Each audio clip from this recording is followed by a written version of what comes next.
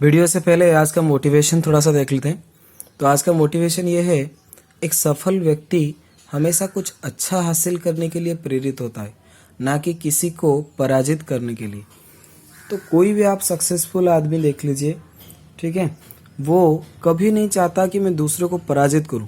वो अपने आप से ही कंपटीशन करता रहता है, वो अपने आप को ही बार बार पराजित करता रहता है। वो सोचता है कि मैं कल जितना था आज मैं उससे बेहतर बनूं। तो दूसरों से कंपटीशन आपका नहीं है, आपका कंपटीशन आपके खुद से है। चलिए वीडियो स्टार्ट करते हैं। हेलो गाइस, कैसे हो सब लोग। चलिए आज हम देखेंगे कि जो ल्यूकोसाइट्स होता है और या फिर डब्ल्यूबीसी जिसे आप कहते हैं, उसमें जो डिफरेंट डिफरेंट टाइप के सेल होते हैं उसका रिलेटिव अबंडेंस ब्लड में कितना है, मतलब उसकी परसेंटेज जो होती है अवेलेबिलिटी, वो ब्लड में कितने कितने परसेंटेज में पाए जाते हैं। तो डब्ल्यूबीसी जो है वो टू टाइप्स के होते हैं, एक होता है ग्रेनुलोसाइट्स, एक होता है एग्रानुलोसाइट्स। ग्रेनुलोसाइट जो होते हैं वो तीन तरीके की सेल होते हैं, एक होता है बेसोफिल, इओसिनोफिल एंड न्यूट्रोफिल्स। एग्रानुलोसाइट होते हैं लिम्फोसाइट्स एंड मोनोसाइट्स। तो ग्रेनुलोसाइट कौन कौन बने, बेसोफिल, इओसिनोफिल, न्यूट्रोफिल। तो इसको याद रखने के लिए आप ये ट्रिक याद रखना, बेंजी। बेंजी होता है, बेंजी से आप याद रखना बेंजी, ठीक है, BENG। तो बेसोफिल, इओसिनोफिल, न्यूट्रोफिल बनाएंगे क्या, ग्रेनुलोसाइट। तो ग्रेनुलोसाइट में तीन तरह के सेल आएंगे, basophil, eosinophil, neutrophils and basophil, eosinophil, neutrophils, ये तीनों मिलके बनाएंगे आपका ग्रेनुलोसाइट। तो ये ट्रिक है बेंजी, ठीक है। अब एग्रानुलोसाइट के लिए क्या है, लिम्फोसाइट्स एंड मोनोसाइट्स। लिम्फोसाइट्स के लिए याद रखना लिम्फोसाइट्स और मोनोसाइट्स, तो इसके लिए ट्रिक याद रखना MLA, ठीक है। तो मोनोसाइट्स एंड लिम्फोसाइट्स दोनों मिलके क्या बनाएंगे, एग्रानुलोसाइट। तो इसके लिए बेंजी, इसके लिए क्या आ जाएगा, MLA।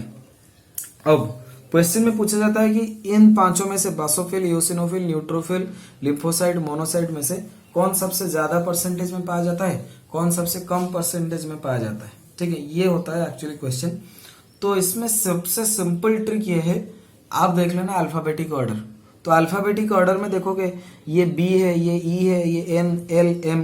तो सबसे लोएस्ट अल्फाबेटिक ऑर्डर में कौन आ जाएगा, B, ये सबसे पहले आ जाएगा। तो B जो है ये सबसे मिनिमम आपको मिलेगा। तो अल्फाबेटिक ऑर्डर देखना, B जो है ये लोएस्ट रिलेटिव अबंडेंस आ जाएगा। B सबसे कम में आएगा, तो बेसोफिल जो है वो लोएस्ट रिलेटिव अबंडेंस कितना मिल जाएगा आपको ब्लड में, ये 0.5 से 1% आता है। तो सबसे मिनिमम कौन मिलेगा, अल्फाबेटिक ऑर्डर में जो मिनिमम है। अल्फाबेटिक ऑर्डर में कौन मिनिमम है, बेसोफिल है, तो B मिनिमम है, तो B से आ जाएगा बेसोफिल। तो बेसोफिल सबसे मिनिमम आपको मिलेगा ब्लड में, ठीक है। सबसे मैक्सिमम क्या, जो अल्फाबेटिक ऑर्डर में हाईएस्ट में है। तो अल्फाबेटिक ऑर्डर में सबसे हाईएस्ट में कौन है, न्यूट्रोफिल। तो N आ जाएगा, तो N से आ जाएगा न्यूट्रोफिल।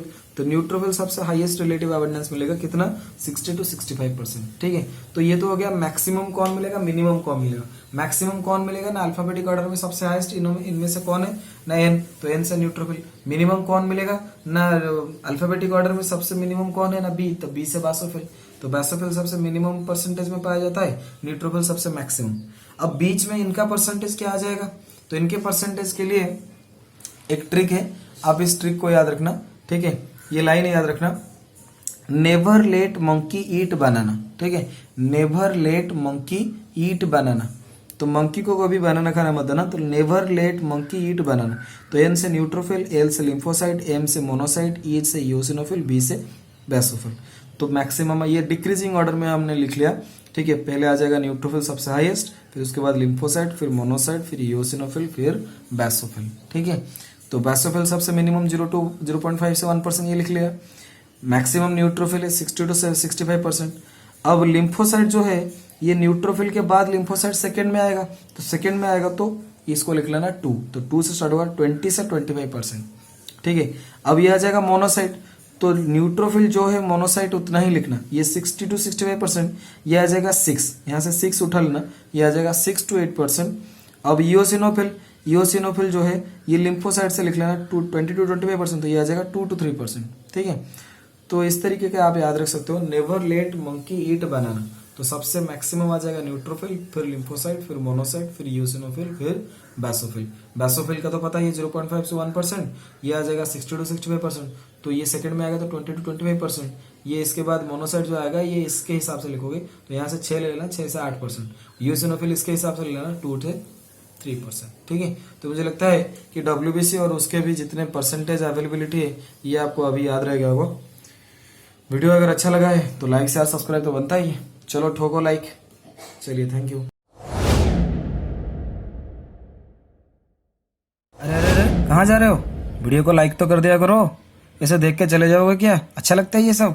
चलो चलो, लाइक करो, सब्सक्राइब का बटन भी ठोक दो और थोड़ा सा अच्छा कुछ कमेंट भी कर दिया करो। ठीक है, और हाँ, शेयर क्यों नहीं करते हो? शेयर भी कर दिया करो यार, कितनी बार बोलना पड़ेगा ये? अब डॉक्टर के लिए प्रिपरेशन कर रहे हो तो डॉक्टर वाला कुछ काम करो, कुछ हेल्प भी कर दिया करो दूसरों।